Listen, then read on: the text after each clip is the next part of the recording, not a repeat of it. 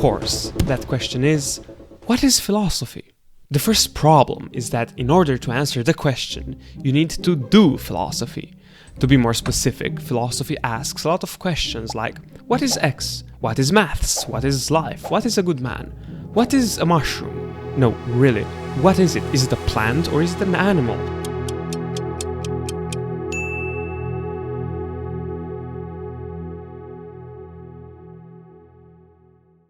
And this is unique to philosophy. You can't describe it without using it.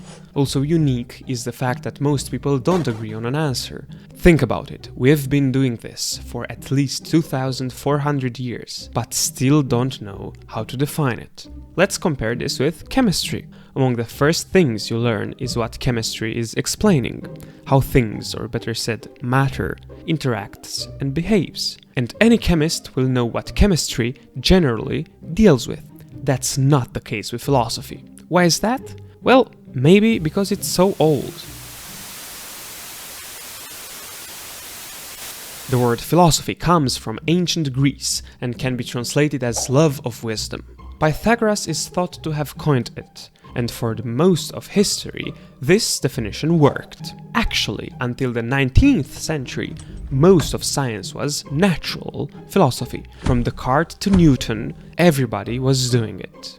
But things changed, and in modern times, the old definition is too broad. Lots of questions, like what's the smallest thing, are now part of different sciences and fields, or are no longer questions at all. We know the answer.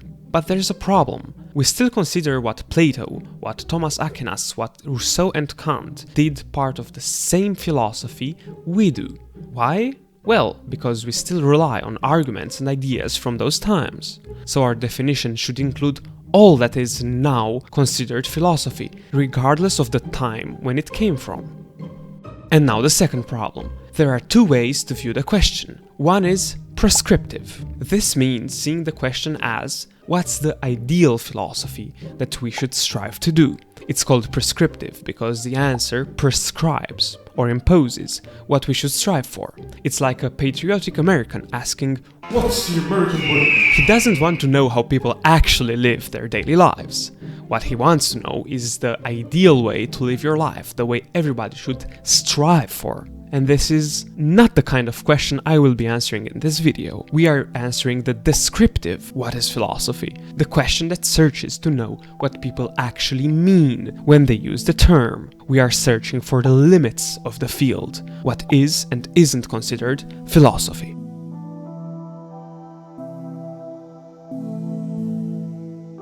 The descriptive definitions of philosophy can be plotted onto an axis, and it starts from deflationism. This is also called non-essentialism, and it says that there is no central thing that makes anything, well, anything. To give an example, if I have a spoon, there is no essence, no soul to it. It's a spoon because we call it so. It's like the anecdote of the Buddhist monk who went on a plane. Before boarding, he asked what the plane is. A passenger showed him the wings, engine, seats, all the elements. After that, the monk said, well, thank you, but where's the plane? Well, there is no plane, and there is no essential thing in anything.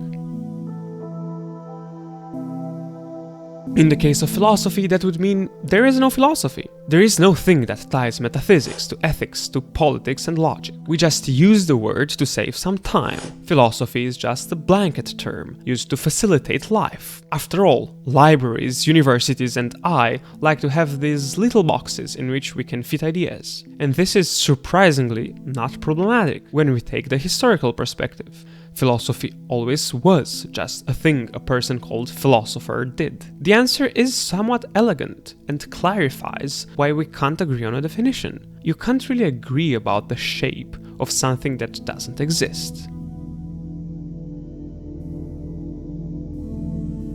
But that's rather silly, you might think. There must be at least a little something. No problem, because on the other end of the axis we have the essentialists. Essentialism says there is an essential central thing that makes all of philosophy philosophy, and can be found in any and all of philosophy. It's there in Plato's work, in Aristotle's, in Bertrand Russell's and Wittgenstein's. And there could be two essential things. either a method or a topic. In other words, philosophy is philosophy either because all of it employs the same way of answering questions, or because it has the same central interest. As an example for the method, here is part of the definition provided by the philosophical foundation. Philosophy is a way of thinking. That way of thinking involves 4 R's: responsiveness, reflection, reason, and re-evaluation. But there's a problem with this. It's too broad. The 4 R's include more than just philosophy. Even simpler definitions like philosophy is an armchair science suffer from being too broad and too narrow. What about experimental philosophy? What about science? So an essential method is quite hard to find, and that's because there are many methods to philosophy that were employed over time. And even if you account for all of them, that's not unique to the field. The other essential thing we could try is an essential topic. That would mean finding something that all of philosophy tries to find. For example, we could say that philosophy tries to answer the big questions. But there are other things that try to answer these: art, science, even me. I am not philosophy, you are. So let's combine the 2 approaches. Let's state both what we are trying to find and how we do it. We could say we approach things analytically and that we are trying to answer the big questions. Good, but what do we do with the philosophy of sports or any other new or esoteric part of the field? No matter how hard we try, we either include too much or too little. And maybe that's a feature, not a bug. A lot of times the middle path is the right one, and here it might be the case. So what's in the middle? We start by saying that there are no clear borders, and by agreeing that philosophy exists in some form. And even if there are no clear borders, we can look for a center, a set of ideas that have some sort of gravitational pull. We could, for example, talk about the usual suspects. What is good? What is knowledge? What is beautiful? What is? Of course, these are not all the questions, not even all the central ones, but we at least have found some sort of anchor, and from there philosophy extends. Wittgenstein had the idea of family resemblance, which means that certain ideas are linked to others, like a chain. Even if aesthetics and logic aren't related, we can bridge them with metaphysics. So philosophy extends through these relationships, even if we don't know until where. This definition looks a little like a color gradient. You don't really know where one ends and the other starts, but there definitely are 2 colors. You start from the central questions, and as you go to other fields, the colors start to blend. It's impossible to draw a clear border as you have an area of shades, but that doesn't mean the colors are one and the same, or that they don't exist.